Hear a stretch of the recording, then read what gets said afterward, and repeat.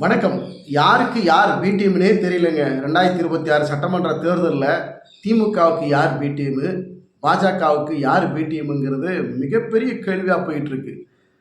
விஜய் அவர்கள் ஒரு காட்டமான பதிலை சொல்லியிருப்பார். இடி அமலாக்கத்துறையும் உங்கள் கட்டுப்பாட்டில் இருக்குது. நீங்கள் நினச்சிங்கன்னா அமலாக்கத்துறை வச்சு திமுகவில் நடக்கக்கூடிய ஊழல்களை தட்டி கேட்கலாம்.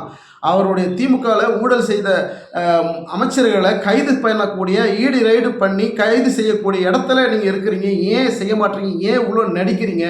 நீங்கள் பாஜகவும் திமுகவும் மறைமுகமாக இல்லைங்க, நேரடியாகவே உங்களோட உறவு இருக்குதுங்க. நீங்கள் மறைமுகமாக நீங்கள் ஏடிஎம் பீட்டாமல் செயல்படுறீங்க அப்படின்னு தாவேக்கா போடக்கூடிய அதிரடி வெடி. விஜய் அவர்கள் காட்டமாக பேசியிருக்கக்கூடிய, காட்டமாக அறிக்கை கொடுத்துருக்கக்கூடிய இந்த செய்திக்கு அண்ணாமலை பொறுக்காமல் கொந்தளித்து பேசிட்டார். நான் என்ன பெண்ணு இடுப்பு கிள்ளிட்டு நடிக்கிறேன்னா? நாங்கள் நடிக்கிறதுக்கு நீங்கள் நடிகருங்க, நீங்கள் என்ன வேணா பேசுவீங்க, எப்படி வேணா நடிப்பீங்க. திரைப்படத்தில் புகைப்பிடிப்பது, தண்ணி அடிப்பது போன்ற காட்சியெல்லாம் வச்சுட்டு நீங்கள் இதை பற்றி பேசுகிறீங்களா? நீங்கள் களத்தில் இறங்குங்க. நீங்கள் ஒர்க் ஃப்ரம் ஹோம் பண்ணிக்கிட்டு நான் அரசியல் களத்தில் மக்களோட மக்களாக வெயில் மழைன்னு பார்க்காம போராட்டத்தில் ஆர்ப்பாட்டத்தில் இறங்கியிருக்கிறேன். நீங்கள் உட்காந்து ஒரே இடத்துல ஆஃபீஸில் உட்காந்து ஒர்க் ஃப்ரம் ஹோம் அரசியல் பண்ணுறதெல்லாம் இந்த தமிழ்நாட்டு மக்கள் ஒருபோதும் ஏற்றுக்க மாட்டாங்கன்னு அண்ணாமலை வச்சு செய்ய, மறுதரப்பில் விஜய் கட்சியிலிருந்து இருக்கக்கூடிய கொள்கை பரப்பு செயலாளர்களிருந்து முக்கிய புள்ளிகள் எல்லாம் கொந்தளித்து அவர்களுக்கு ஆதரவாக, கட்சிக்கு ஆதரவாக அண்ணாமலை கடுமையாக சாடி பேசுகிற பல்வேறு விஷயங்கள் பரபரப்பை ஏற்படுத்தியிருக்கு. இங்கே யார் பி டீமு, யாருக்கு பி டீமுன்னே தெரியல. 2026 தேர்தல் நெருங்கும் போது தான் ஆமாம்பா இவங்க இதுக்காக தான் கட்சி ஆரம்பிச்சிருக்காங்க போல இருக்குது, இவங்க இதனால தான் பி டீம்னு செயல்படுறாங்க போல இருக்குது அப்படிங்கிறது தேர்தல் நெருக்கத்தில் தான் தெரிய வரும் போல இருக்குது. திமுகவிற்கு சாதகமான சூழலை தாவேக்கா முன்னெடுக்குதுங்கிறது தான் பாஜகவினுடைய தலைவர், மாநில தலைவர் அண்ணாமலையுடைய குற்றச்சாட்டாக இருக்குது.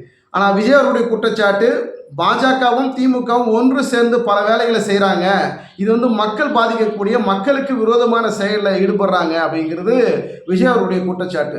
ஒரு பக்கம் தமிழக அரசியல் களத்தில் திமுகவை கடுமையாக எதிர்க்கிறதும் பாஜக பட்டும் படாமல் எதிர்க்கிற நிலையில் இருந்து இன்றைக்கி கடுமையாக எதிர்க்கக்கூடிய சூழலில் விஜய் அவர்கள் பாஜகவை கடுமையாக எதிர்த்து கொண்டிருக்க, குறிப்பாக அண்ணாமலையை கடுமையாக எதிர்க்கக்கூடிய ஒரு சூழல். எந்த சூழலாக இருந்தாலும், எந்த கட்சியாக இருந்தாலும், மாநில கட்சியாக இருந்தாலும் சரி, தேசிய கட்சிகளாக இருந்தாலும், யார் எந்த கட்சி ஆட்சியில் இருக்கிறதோ அவர்களை விமர்சனம் பண்ணி அவர்களை எதிர்வினை ஆற்றக்கூடிய வகையில் கேள்விகள் எழுப்புகின்ற போது தான் அந்த கட்சி வளரும். அந்த ஒரு ஸ்டாண்டை தான் தமிழக வெற்றி கழகம் முன்னெடுக்கிறாங்களே தவிர அரசியல் நிலைப்பாட்டில், அரசியல் மாற்றத்திற்கு, அதிகார மாற்றத்திற்கு, தன் கட்சி வெற்றி பெற்று ஆட்சி பிடிப்பதற்கு வரக்கூடிய வாய்ப்புகள் உருவாக்குவதற்கு தான் இந்த பேச்செல்லாம் இருக்குதுன்றது ஒரு பக்கம் பார்க்கப்பட்டாலும் கூட நிச்சயமாக 2026 தேர்தலில் தனித்து நின்றால் தாவேக்காவுக்கு நிச்சயமாக மிகப்பெரிய ஏமாற்றம் தான் அப்படிங்கிறதா பார்க்க முடிகிறது.